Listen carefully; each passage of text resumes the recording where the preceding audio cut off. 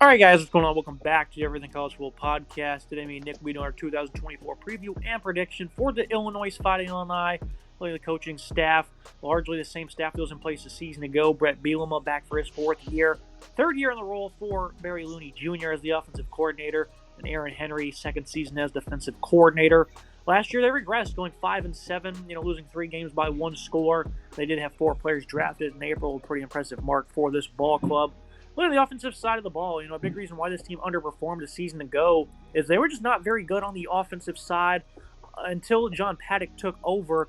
Obviously, the former transfer from Ball State was very good for them in his, couple of appearances. Luke Altmaier, on the other hand, he was not all that great. He drastically underwhelmed. He can make plays out of the pocket, has some good pace and touch over the middle, doesn't have an elite arm. He can make some good reads and throws in the intermediate range. He's just awful under pressure, very rattled, doesn't show much awareness versus the blitz, a very panicked passer who forces it in instead of, finding a guy who's open. If he were to use some football awareness and IQ against the blitz, Nick, because on a lot of the films I was watching, there's guys open, but he just decides to force it instead of showing some patience. Does have some nice athletic ability, 6'2", 200. This is a guy that played for Lane Kiffin at Ole Miss for a couple of seasons. 10 interceptions last year in 9 games isn't great. And again, Paddock, he was just phenomenal for them, over the last 3 games of the year. Really the last 4, had a big touchdown in their second win over Minnesota. 500-plus yards the next week in his first start. And he even played pretty well against Iowa, Nick. And then, they had a high-scoring affair against Northwestern in the season finale. Paddock's gone, though, Nick, and they should have probably been starting him the entire season. Altmaier just really didn't work out for him up there in Illinois. This offense was not very productive. 24.5 points per game is not a number high enough for this offense. When Altmaier arrived from Ole Miss, there was high expectations and high hope for him. It looked like he was a solid quarterback learning that system. And now he comes up here up north and just really struggled. It was not good enough. He was accurate, right? 64% comp rate's pretty solid. 1,800 yards is not a bad number in 9 games either, but 13 touchdowns and 10 picks in 9 games is a bad number in 10 picks.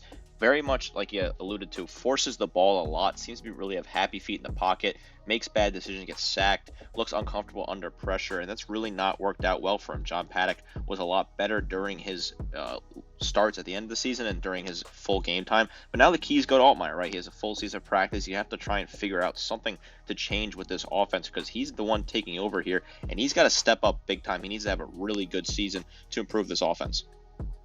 Yeah, they're certainly hoping that the supporting cast around him can also be more successful. Josh McCray at 6'1", 235 is a physical running back that's best between the tackles, competitive player. Only 9 games the last 2 seasons. Those really struggled to stay on the field.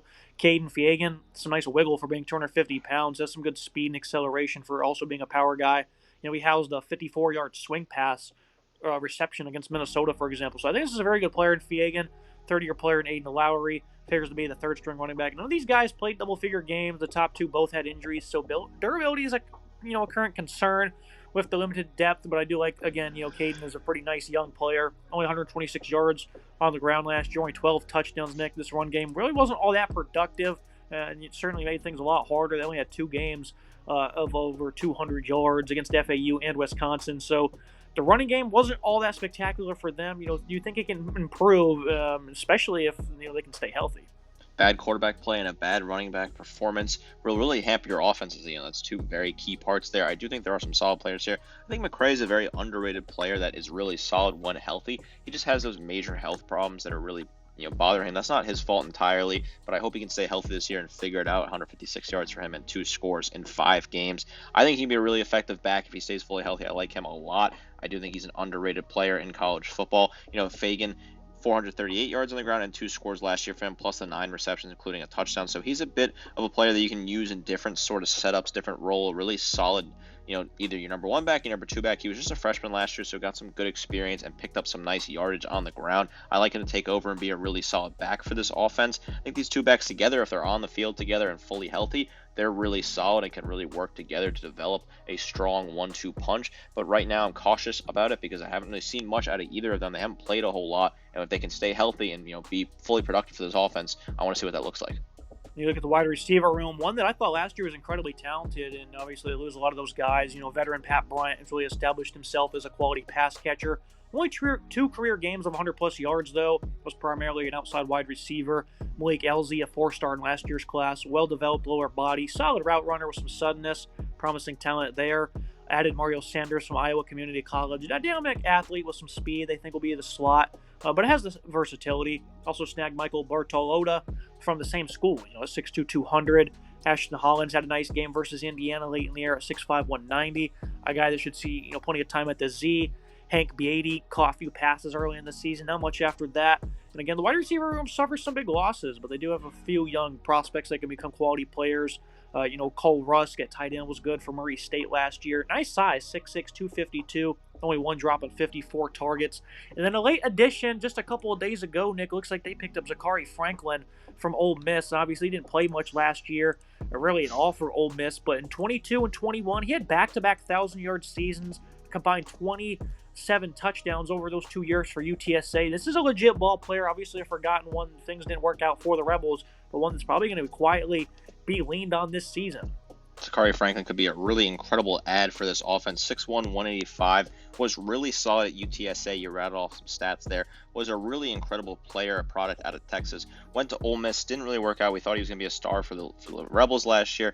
Didn't quite work out from last year now, and a late add in the portal at that wide receiver X position. Franklin's an incredible player. I really like him a lot. If he plays up to his high potential, that could be a really exciting add for this offense, and a guy that could be really impactful early on.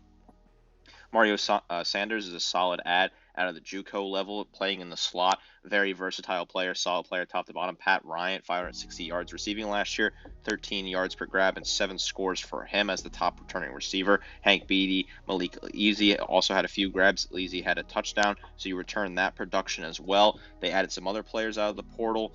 Yes, it's a bit of a weaker room, but Franklin, if he plays up to that UTSA level, he could be a really solid star. A nice connection between him and Altmaier could form. Certainly don't have the greatest of depth, and some of the ads they have are from JUCO, but I think it's going to be a quality unit for them. Look at the offensive line. Another good player they added, J.C. Davis. He was a great player for New Mexico, landing on the Mountain West first team. Was very splendid in the run. Only allowed 2 sacks at 6'5", 320. Allowed only 4 total sacks over the last 2 years for him, playing 1,500 total snaps at left tackle. Very good player they picked up in Davis. Kevin Wington, was pretty solid at right guard for Michigan State, and Bielema instantly wanted to land him, and he was going to be a starter from day one at the guard spots. I trust Brett Bielema's eye when it comes to this offensive line talent, Nick. So I think these are 2 very solid additions. Zai Chrysler gave up 4 of his 5 sacks in the first 2 games, playing out of position at right tackle. They moved him back to his natural spot at right guard. He was better. Has still been less than stellar the last 2 years, even while playing inside. 6'6", 335 is his label. Josh Kreutz was a quality center, solid run blocker. A tad undersized, though, at 6'2", 290. You do usually want your centers, though, to be a little bit on the thinner side. And it looks like Josh Getsky, who started at left guard and allowed 0 sacks, he's going to end up kicking out to right tackle. Another guy who's some pretty staggering size at 6'5", 325.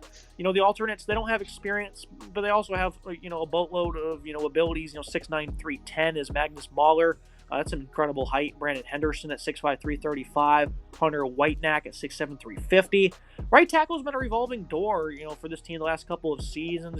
O-line greatly underperformed last year, Nick. I thought they'd be a really good unit, and they just weren't. They still have some noted size, some better depth. Overall, I think this should be a much improved Illinois offensive front. But to what tune? They're probably not going to be as good as they were in 2022, but maybe somewhere in the middle compared to last season.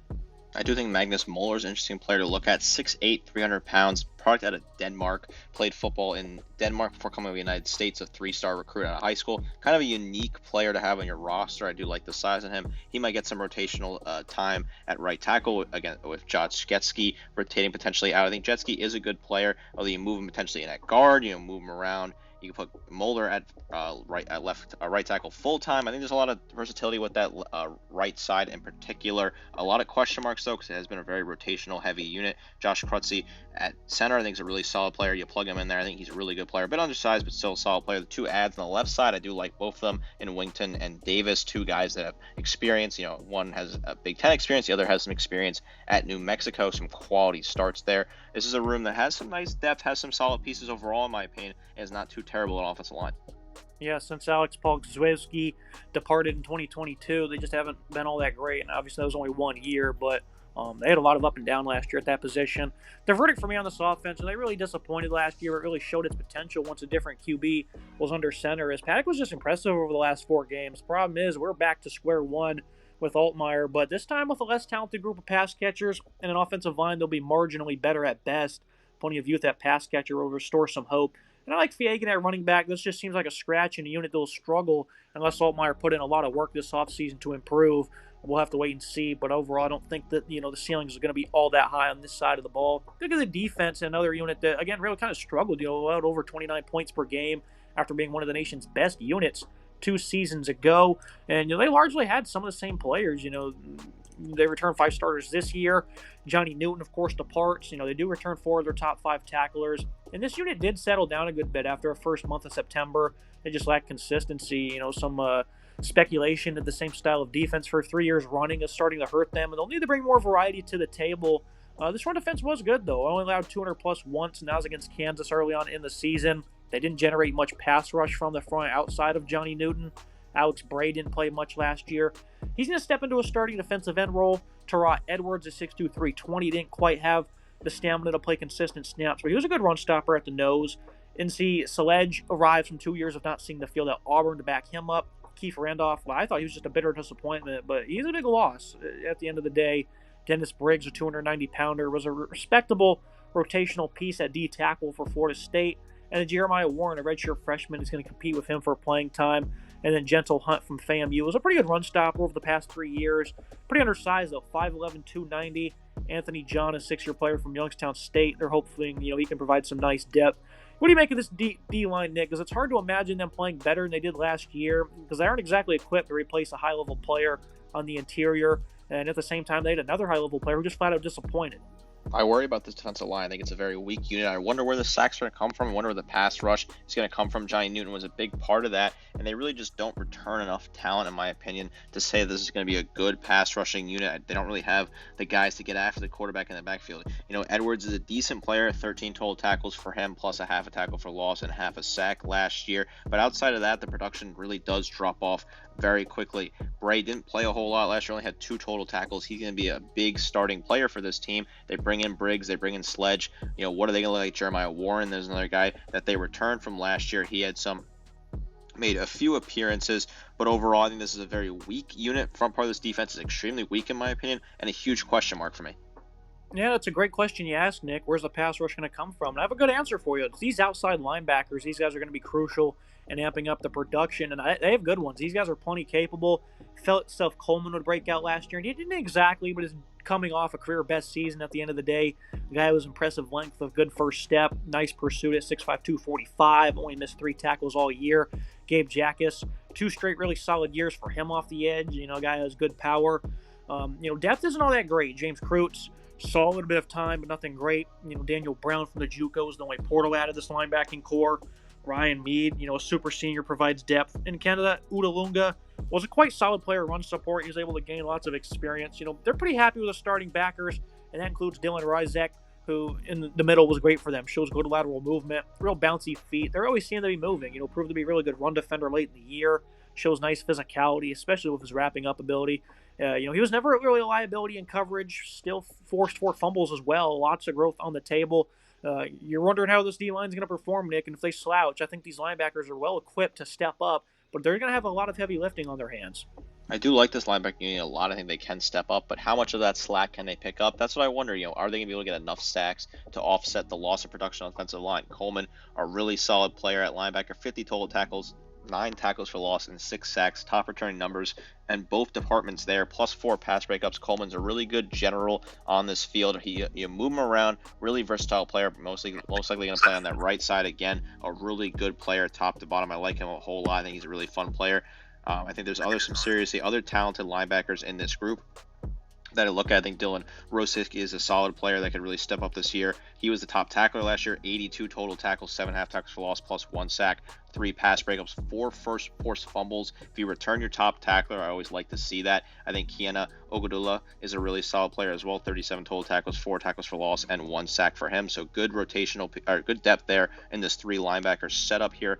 Plus, they also have another linebacker and a solid player in Gabe Jackus, 31 total tackles, 4 tackles for loss, and 4 sacks for him. So solid depth in the middle of this defense, which could really help out this very, very poor front part of this defense. You look at the secondary; they were 71st against the pass. They weren't awful. Aaron Henry's really proved to be a great defensive back coach for this school, though. They lose their top starting corner, but they do return Tyler Strain, who's pretty good in run support, played very well in coverage as well. 5'9", 190. Picked up a veteran in Torrey Cox from Ohio. 5'8", 172, incredibly undersized, but he's a physical player. Was a great tackler. Has been good in coverage the last 2 seasons. They also picked up Terrence Brooks from Texas. Pretty great tackler himself. Have only missed one missed stop. Wasn't spectacular in coverage, especially down the stretch. He got torched against Washington, for example, but he's a key addition here. Look at some of the key players that do return, though. Xavier Scott in the slot. He was abused in coverage, but was an elite run defender. Made 13 plays on the ball. High upside player here. The safety possession sees the return of Miles Scott, who's an all-big honorable mention player. Had 2 pick sixes. Was truly the best coverage player on the team. He's going to continue to elevate. Matthew Bailey alongside him. Only played in 1 game last year. I was expecting him to break out. Obviously, injury derailed that. Expect him to build off a strong freshman season from 22, though. So progress is somewhat delayed, but expect him to crack the starting lineup. The transfers of Tavon Nicholson and Zach Tobe aren't great, but I like the ads in the portal. The depth is quite iffy, but I still have faith in Henry as a DB coach following an inconsistent season. What do you make of this unit, Nick? Where, again, they have a couple of good players, and they also have some solid returnees, and I think it could lead to a nice pairing. There are some solid players that return here. I do like some of these guys. Miles Scott, 63 total tackles, 2 picks, 2 touchdowns for him. So 2 pick sixes last year, 3 pass breakups. Xavier Scott, 57 total tackles, 11 pass breakups. Really solid numbers there. Tyler Strain, a really solid player in coverage, probably their best coverage asset. 36 total tackles, a pick, and 3 pass breakups for him. Some other players they return as well. Further down the depth chart that could potentially be involved in this team. So I think there's a solid rotation top to bottom on the second part of this defense, plus the secondary unit itself is really solid. I think this is a secondary unit that plays good in coverage. They looked solid last year. Can they kind of return to that form? Going to be interesting to see what it looks like. The verdict on this defense, it's hard to expect the D-line to be better than it was a season ago with 2 great players departing, and that includes, an elite player, Johnny Newton. But the linebacking core should really start to kick in gear, while the secondary, I think, marches forward. Want to see more variety in their attack, though. Also need to see the turnover figure improve a good bit, as they didn't force too many of them a season ago. On top of 24 sacks, they only had 7 interceptions, and when it came to forcing fumbles, they only had 8 of those, so only a plus gain of 15 there. But overall, it's time for these pass rushers to step up. Guys like Coleman and Jackas, I think if they can really evolve into the players they're capable of, they can make a major impact. They'll keep this defense able to improve. Look at the final prediction here in the schedule. Illinois drastically disappointed that is, and the lackluster QB play likely contributed to that early on, but the defense was also inconsistent before settling down. Well, the offense, pretty much skated by before they changed that quarterback to Paddock. But back to Altamar they go, and with a far less skilled supporting cast, O-line will be better, but not enough to offset the deficiencies under center is my expectation. I say the D will be able to compete. Without some help on the other side, they're probably just going to be drained as the run defense, and likely the pass rush moves backwards, again, unless those talented pass rushers can really take that big step forward. This is a team last year, Nick, I was sold on. I hammered the over on their win total, came up just short. It was very frustrating to watch, really, when you put that much faith into a team and see how they played in some of these contests. And they didn't hit that number at all. They gave it a good effort at the end of the year in November. They played, Iowa and Northwestern to 2-point losses. 1 possession wins over Minnesota and Indiana. Before that, they had a big lead they blew against Wisconsin. So this team was fighting hard, Nick. You'll have to see that from Brett Bielema's those bunch, but it just wasn't enough. I think 5-7 is going to be the expectation this year. I think they just face a tough stretch from September 20th to November 2nd. That's pretty difficult, Nick. They do have 2 nice home draws with Purdue and Minnesota. But hosting Michigan's not going to do you any favors. Some really insane road opponents they're facing as well. 5-7 for me, and I don't really think the ceiling is going to be all that much higher. I agree. I think it's going to be a tough season for Brett Bielema and company down there in Champaign, Illinois. This is a very tough schedule, right? Certainly in that middle part. At Nebraska, at Penn State, at Oregon, all really unforgiving road games. At Rutgers is a tough game as well. We highlighted that as a trap game. I do think that they will lose that game. I agree with you, 5-7. I think it's the mark. Kansas, that's a tough game at home as well. Kickoff or earlier in the season for non-conference play. Michigan, Minnesota, 2 tough home games. You're going to probably play well against Michigan State and Purdue as well as Northwestern. Those are 2 games to look at. 3 games to look at for wins. And Central Michigan, Eastern Illinois, you should beat those teams with ease. I think 5 wins is kind of where they're they're at in terms of their max wins. Could they potentially get to 6 if they beat Minnesota or Rutgers? Yes, I think 6-6 is possible, but I'm not willing to bet on it. I just think this offensive play is not going to be great with Altmaier, and I really do worry about this defensive line and run stopping capabilities. I do like the linebacking core and the secondary. I just worry about that defensive line. I think it's a big red flag. I worry about the quarterback play, another big red flag. What is Zachary Franklin going to look like? Is he going to be able to play up to his full potential? If he doesn't, this offense could certainly sputter and struggle. A tough season in Illinois for this team. Now, I think if Altmaier takes some big leaps and bounds, this will be a pretty good football team, I would say, Nick. One that can win 7 games. Who will they beat? They could probably beat Kansas, Minnesota, Rutgers, even Nebraska if their offense can come in a better balance. But it has to be proven with Altmaier. But I think that Franklin addition really helps with that. I definitely think the defense will play much better if their offense can keep up as well. That's me for today's episode, Nick. As always, appreciate you joining me talking about the Fighting Illini. Looking forward to watching this team in the Big Ten this year. Make sure you guys like, comment, subscribe. See you next time.